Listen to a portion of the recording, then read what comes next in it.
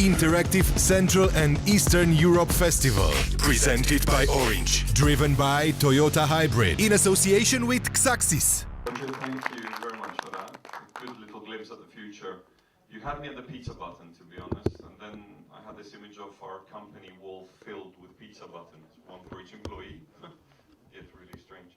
Okay, so we're going to continue with a bit of a panel. We've got a very nice selection of people who come from various parts of the industry, and I'm going to take what Roger told us, the advice about the future, and help us understand how we need to adapt as companies, as marketeers, or as agencies, if you like, to be ready for this, to prepare our brands as such. So the first panelist was with us last year as well. He had less of a tan because he's been spending time in South Africa, so it's really annoying to me right now. So Michael started in digital in the late 90s. He's been with Quizma since 2010, and now he's 2010, right? Yeah. And now he is responsible for CEE and South Africa, as transpires, and he hasn't done any surfing yet, so the tan is natural without surfing. So, you join us? Okay, the second panelist is Jorge Posada. George comes from IBG. He's been the president of Southwestern Europe since 2013. He has the privilege of working with something like 300 accounts in his free time, and 415 people accountable for these accounts. So he has a lot of experience with the kind of people who need to understand the business and all these trends. Roger, you're going to join us as well, so we can torment you with your ideas and your bad choice of music that you started off with. And Thanos. Thanos is a serial marketeer. He's the guy that's been to Unilever and Diageo, so the people that really know marketing in FMCG. He now works for Barilla. It's not 50 countries, it's 19 countries in the region, so he gets to travel around a lot as well. So thank you all for joining us. The theme of the panel today, from my perspective, and it's also a personal interest topic, being a marketeer, is if you had to summarize based on your perspectives, what the biggest challenge for CMOs or for marketing departments in the future is? What would you say is it? I mean, what would you, from your perspective, say? There's a microphone there. It'd be great to share it. You're the only CMO, so you know the answer. It's working. So already it's very difficult, the things about the marketing department right now, because all companies are reducing people and we have to do more things. So in the past it's like TV show Mad Men, but the guys, they were cool and they were just doing TV commercial or print. But right now we have to do all we were doing in the past, but also to be in the digital area. So stuff are going bad. So we need to change a lot. We need to change the organization. What skills the people they have right now to put younger people in the teams and think different from what we're doing now. Well, I spoke a little bit about it already, but I think that the biggest challenge is that well, there are two things. It's the combination of the data and the content. So it's about room for great ideas and great content, but in combination with having people actually to dive into the insights. I think that's one of the things. And the other thing is that to be able to be brave and test stuff. I see there's still there's very little room for failure, and that's really a shame. So there are only a few companies who really give room for to try out stuff, and also with new technologies. Some stuff is just very cheap to build now, and they should really get their hands dirty on that and just do prototyping and come up with crazy ideas and have that mentality. And I think that's also the power of companies like Facebook and Google, and what they're doing very good is that they encourage people much more to fail. I think what Thanos said, to do more with less, is the key trick. The problem is the turnaround time as well now, because you have an event happening, people talk about it, and you need as a brand to be part of the conversation. So there is no more, we brief you, come back next week, we'll discuss it, then we'll have a brainstorming session. Things need to come at a snap, and all companies are delaying, as everybody has noticed lately. You know, we need to be more efficient, drive the profit margins every quarter, and the problem is that you have to do that and be faster. So data might be the solution, quick turnaround content studios might be the solution, and everybody comes from a different angle and experiments. So all this experimentation needs to come in the day-to-day planning of the operations while bringing the overall results, which is quite difficult because on one hand you need to focus the resources, on the other hand you need to spread around to see what works. And suddenly we see your Old Spice example, for example, that all over the world you go to the briefs and they say, we want an Old Spice, as you mentioned very well. Like, guys, if we could do Old Spice, we wouldn't be talking to you. You know, it's like, you know, it happened. Or you had, you remember the Philips Groom Shave? I mean, you come from Holland. So, you know, this was done by Tribal DDB. It was rejected. The idea was rejected. It was presented to a CMO and was rejected. And they launched it without the approval of the big guy, and it was a big success. And then, you know, everybody was going to Cannes and was very happy. Well, we thought about content and virality and blah, blah, blah. And this is a big problem, I think, from my point of view. Thank you. I think when I'm looking at the discussions that we have as agency people, we talk a lot about those days on programmatic and yada yada, all that stuff.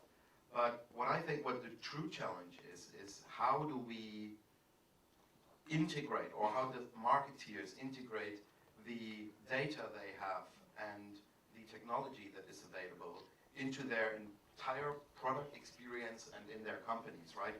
What we have seen, for example, Uber or Airbnb, that are not companies because they do something very unique. It is just they do something much smarter because they use data and they use, or they create a much better consumer experience. So I think this is what what's the biggest challenge in marketing right now is how do we seamlessly integrate that. Okay, so you all seem to connect marketing with the agency as a team effort, and I think it doesn't happen in all the countries we visit, so it's a positive message.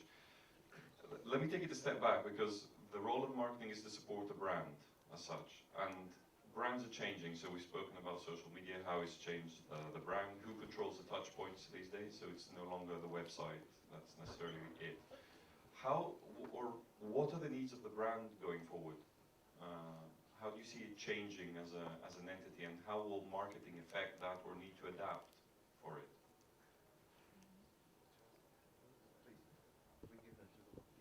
Okay. So first of all, I think that there's a couple of perspectives here. It's about the marketing guys and the agencies.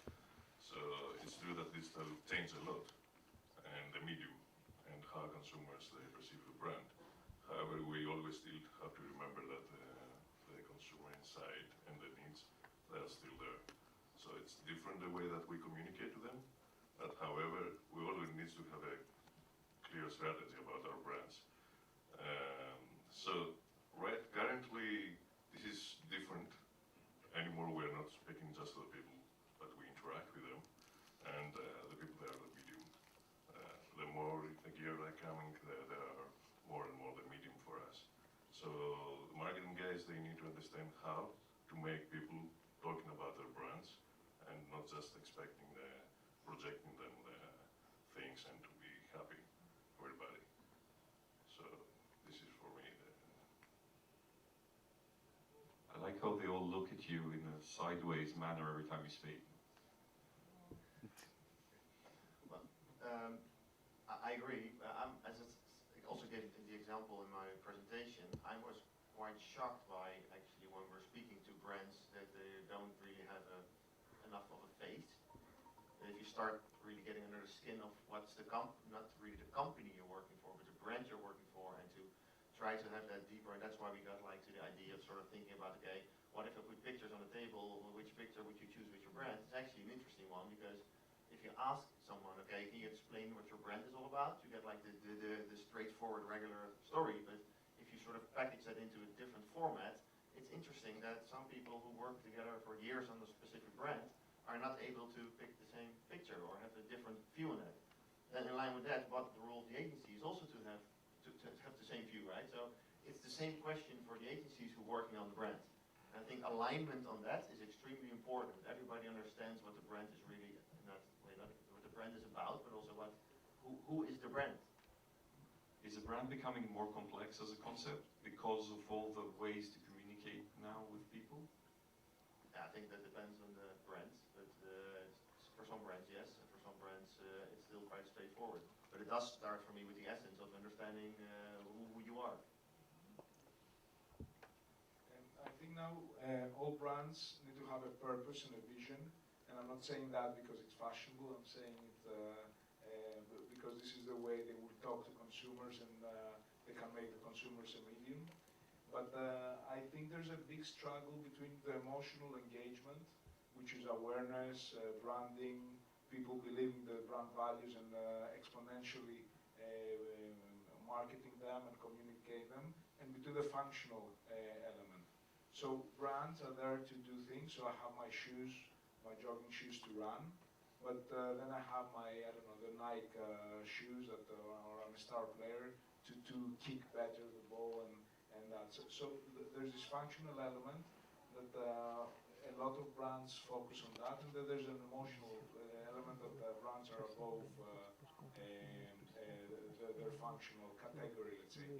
The problem there is that when we try and do something in the middle, because it never works. It's bad communication, people don't engage with it. And this is, I think, because we do less campaigns, there are less budgets, we need to be more effective. We don't target from the beginning our objectives. And this, if the CMOs were putting better objectives at agencies, I think the alignment comes from them, because at the end of the day, it's your job. I mean, we cannot do a good job if you don't guide us correctly. So I think this needs a bit of reshaping, because the briefing is done very quickly, not enough research is there, not enough brand value campaign sharing is done. So everything is done on the face. I don't think, coming back to your last question, I don't think that brands are becoming more complex. I just think that the way we understand brands nowadays and the way we need to create the way we communicate them is getting more complex. And again, it is referring to the question, how do we understand the data and the insights our clients have, and how do we combine that with the assets that we can contribute into a brand, like our data, things that we have proprietary, and how do we get that together? And then I think we can still create comprehensive pictures of brands and communicate them. But I think brands itself for a consumer still sort of stay the same. So, George, I'm going to come back to what you said, that there was a great idea, but the marketing department didn't approve it. Maybe because it wasn't clear what the goal was or whatever. I would put to you that this is partly because of understanding of the ecosystem, which is becoming more and more complex. I mean, I consider myself a geek, technically speaking, so not as much as Rogier, obviously. Almost there. No, but I think it's so complex to actually be able to put your finger on all the elements, the multi-screens, the social media, the video approach, the content marketing, all at the same time as a marketing department which is shrinking in terms of resources. So how can a marketing department or a CMO be capable of identifying the right idea? I mean, what would help them pick these points? The big what's expression, you cannot learn an old dog new tricks. So the problem is that the landscape is changing, and the first thing is to be aware that there's a different landscape to communicate. A typical example is I make my TV ad, okay? I don't put it on social media until it airs on TV. Why? You can put it on social media, get free impressions, and then run it on TV and get extra impressions. And this is a typical, simple and stupid example that shows how we're thinking. And you say, come on, it's free. You just press upload. And then, you know, you can get insights. I'm not talking now A/B testing, put two creatives, and then choose to where they're a good one, and then with your data, you see where there's more engagement, and because, you know, you can go to the next room for that. I'm talking for simple stuff. We don't do the simple stuff. And then we go to you know, to the presentations. You know, if you don't have 15 buzzwords, it's not a good presentation. So, you know, we complicate you, that you need to do your sales in your different markets and your different territories, and then the impact is not there. So the whole mindset needs a restart and get the basics right. This is my view. I mean, sorry that I'm not more inspiring, but if we get the basic right, we'll get 80% there. Don't have much to add to it. Oh, yeah. I've covered it. Okay. No, I agree. Michael? Yeah, maybe also a bit of self-criticism here. I think we agency people, we always go very excited to clients and we want to sell like the most interesting recent thing that we have seen. And we sell technology for sake of selling technology sometimes. And I think that this is not always right. So we should see it as an enabler. We should see still what our clients want and what is their initial problem, and then see technology and what is capable, or what we are capable to do now as an enabler to do that. I think that is very important. Yeah, I think that the marketing director, they have to use like common sense, like everything. So they need to understand what proposals, and what they have, and what are the KPIs behind them, and to give a very clear strategy from the beginning to the agency. Do you think CMOs actually give this decision or keep these decisions these days to themselves, or do they delegate to people who understand the industry, the digital ecosystem, or the recent trends, etc.?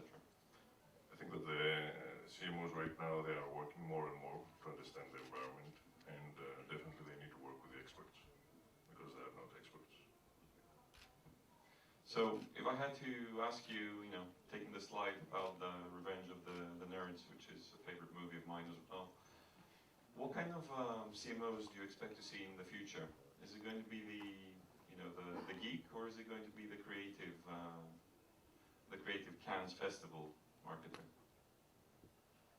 I can just say what I hope to see in the future, and I hope to speak more to people that understand not only marketing and brands, but their entire company surrounding, and how data and marketing integrates in that, and how we can help them to leverage better brands out of their entire sort of resource. I think that would be very interesting for us. And to make you happy because of the nerd, I think it will pass through waves. First, we'll outsource CMOs to India because they're cheaper. You know, we're going through an efficiency thing. So, sorry, Thanos. Then we're not going to have CMOs because everything will be programmatic. So somebody will take the decisions, an algorithm will be a CMO. And then we'll go back to people, and then we'll get a job again, and we'll be back. So the thing is that what happens is chemistry and people are above the situation. So the CMO needs to find his partners, team, and people they trust. The problem is that there are too many things to do. So, you know, there needs to be what you said before, an experimentation in new elements with the correct partners. Because many times we burn clients by trying and selling a technology. I've never done it, but GroupM does. Don't I'm joking. You know, you're so excited with something. Like we sold to Coke artificial intelligent reply quick chat for Grand Theft Auto in my previous job. And, you know, we sold them, and it was like sort of an expression, what the fuck are we doing now? And then, you know, we're trying and find and figure it out, and at the end of the day, we had to employ 20 people to reply real time to chats because we couldn't do the artificial intelligence. In India. That's a good one. There's one for pizza. Yeah. Unfortunately, in Greece, it was more expensive. But you know, sometimes we got so carried away with a new thing, and we forget what makes logic and what to do. So the partnership is very important, but the trust element as well, I think, is good. So that's why, I mean, with clients that we work more time, you know, there's a trust element that we propose something, and we say this is crazy, it might work, it might not. So the final decision of the risk element is there. Well, if you look at, depends a little bit what for business you want to work for, but I think if you look at all the newer companies and well, the sort of tech companies, how fast they're growing in their leadership, then yes, the Zuckerbergs and Larry Page and Sergey Brin, they're all the nerds, and those are the guys sort of now leading sort of the vision of the company, very technology driven, very data driven. So yes, I believe that you know the more the CMO focus on the creative will be having will be less important, and you will see more techie CMOs. And I think yes, you know, although not my favorite movie, but you will see the nerds sort of taking over in a lot of companies. So you better start loving them, because we'll probably work for one of them one day, all of us in this room. So yeah. I think it's about business. It's not in all companies that it's good to have very tech people. So FMCG companies that they still have a natural product that you're saying on self and so on, and you need to do innovation, not on digital environment, but real innovation on self. There you need to have a lot of creative guys as well, and to have a good strategy. That doesn't mean that they have to be ignorant of the technology, of course. But the technology is not going to be the number one stuff for them, because there they need to have the experts that they are going to do the technology. Do you trust your experts generally? I mean, one of the biggest challenges when you don't understand something perfectly is you tend to overanalyze it. I mean, do you find in your business that you have a team which you can trust and say, okay, just take care of this and make it happen? Yeah, that's why I said that you need to know well technology. You don't need to be the expert, but you need to understand. Otherwise, you cannot trust the people and to understand what they tell you. What they say, it's you need T-shaped people. So people that are creative, are rational, are data, know everything, but know one sector very well. So then if you have somebody that knows what is around, but has a depth knowledge on something, then you need to form up the team in the other sectors, because we cannot do everything. I mean, on interviews we appear to be able to be doing everything, but everybody has his strengths or his strengths and weaknesses. So the team effort is very important. Like if somebody can understand that and get out of the ego and build a good team, then so the sauce works. So there will be nerds, there will be no nerds, there will be beautiful people and ugly people and medium people, and we'll all party together like yesterday. Thank you for that. So you see the need to develop the HR part of marketing departments a little bit, depending on the skill sets. HR is easy. We'll outsource to India. We're going to have the main team. So nobody wants to work for IPG here? Anybody from IPG? Okay. Okay. So just to wrap it up, and thanks for this. If I had to ask you to use your crystal ball, okay, and describe the CMO you wish you work with, or you wish you are, or aspire to be, in 5 years from now, how would you describe him? As somebody you know, as somebody that doesn't yet exist, an Indian person you obviously know somewhere? Tall, blonde. So the best CMOs I've worked with, they set the agenda and they beat the drum. And I think this is the most important thing. So expectation management and objective setting need to come from the client. And then when we get carried away by telling always, the crazy ideas, keeping back in us in the objectives and working with them. Now, what we see works a lot is having a budget from the beginning for experimentation. So if you do your annual planning and you put 5%, 3%, 10% for experimenting, then you have the liberty to do the crazy stuff. And this can work, cannot work. So I think setting the scene right from the beginning, the team is very happy, and then I don't get phone calls. And someone who is not risk averse, what I understand, you want someone who will give you the freedom to do great ideas, but as a default kind of thing. Yes, it's not a risk averse, it's a pressure of reality. So if they put an R&D budget, spend it in January, because in September it's going to be cut. So the problem is everybody wants to do nice work, everybody, but then we get carried away by the day-to-day You know, we forget the big picture. We run on the campaign, we run on the airing, we run on the next thing, rather than build the brand forward and make better communications. I hope CMOs, well, the brave part is one, but the other one is making full use of data and technology.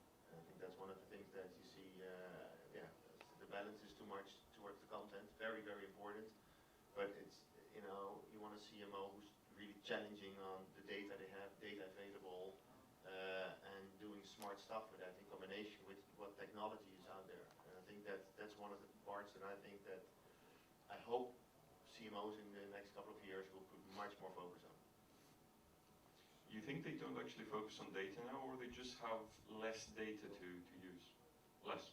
But they focus little on it. So before we let the CMO finish, I think a person that I would like to work with in 5 years is a person that trusts us. As simple as that is, right? Have a clear definition of the roles everyone is playing. So marketing is playing the marketing role, the agency is playing the agency role, and that there is a certain level of trust that you can just easily work at, because sometimes this is just simply not happening, and that would be lovely to gain that trust back. So hopefully we're going to exist after 5 years. in CE? Somehow, I don't know in what way. I think CMOs anyway in the next 5 years they have to be multi-skills.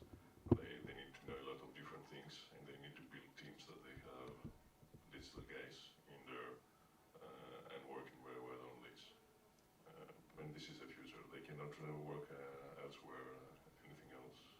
They have to do marketing through digital, and they have to look on data. This of course depends on the companies, because FMCG they have less data, because retailers currently they're not sharing that much. Other companies like Microsoft, they have plenty of data. But in the future we are going to have more and more data, and we're going to do more programmatic and using them a lot. Okay, thank you. If you let me open up the stage to a couple of questions, if there are from the audience.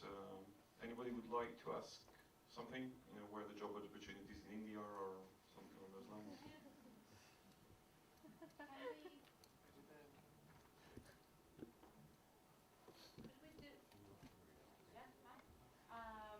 Could we do the same thing for an account director? So if the great CMO of the future 5 years from now is what you described, what would an account director would be? I think that was one of those questions which is for the other people, finally. No. Account director. Hopefully he's going to exist as well. Although the creative guys they're going to be the most important part on this, and the account director probably he has to move more on planning instead of just doing the client. So he has to add value basically, because the creative teams are going to take the feedback directly from the marketing. So they shouldn't need that much the account director. Yeah, in my part of the world, I agree 100% with the planning, and this is something which you know, is the most important thing to think rather than shove papers around. But being the brand guardian within the agency, which is a current role as well, I think this is a role that the future account director will be. The problem is that to get over the thing that the account director knows everything. So whatever the client says, you know, we go and sell ice cream and they say, no, I want you know, chocolate. Yes, of course, it's chocolate ice cream and we have chocolate in this ingredient and this is for you.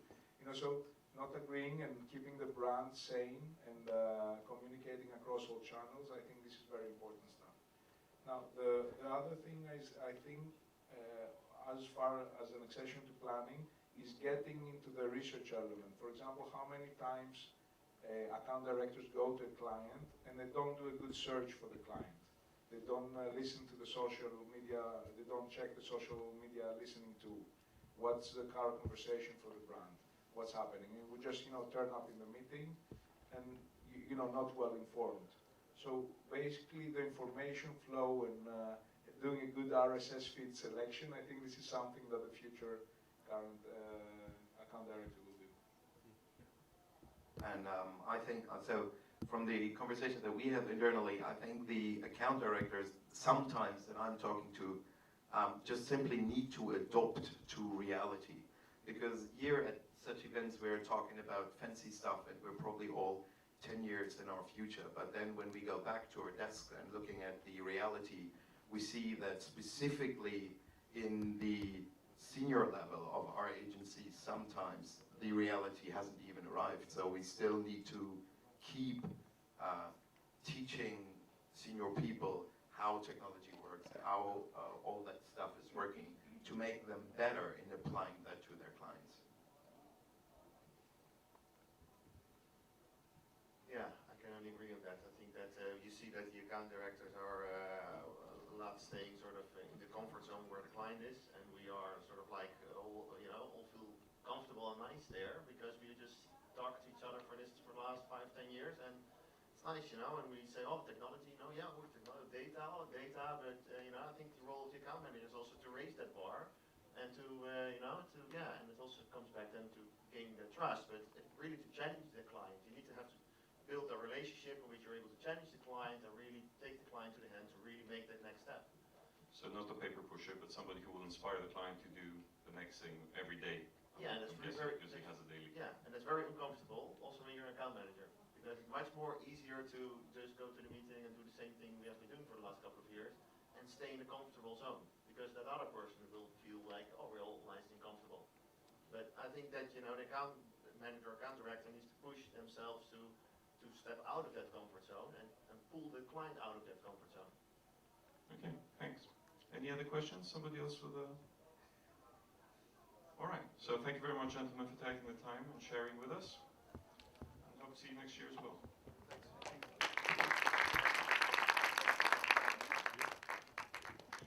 Interactive Central and Eastern Europe Festival, presented by Orange, driven by Toyota Hybrid, in association with Xaxis.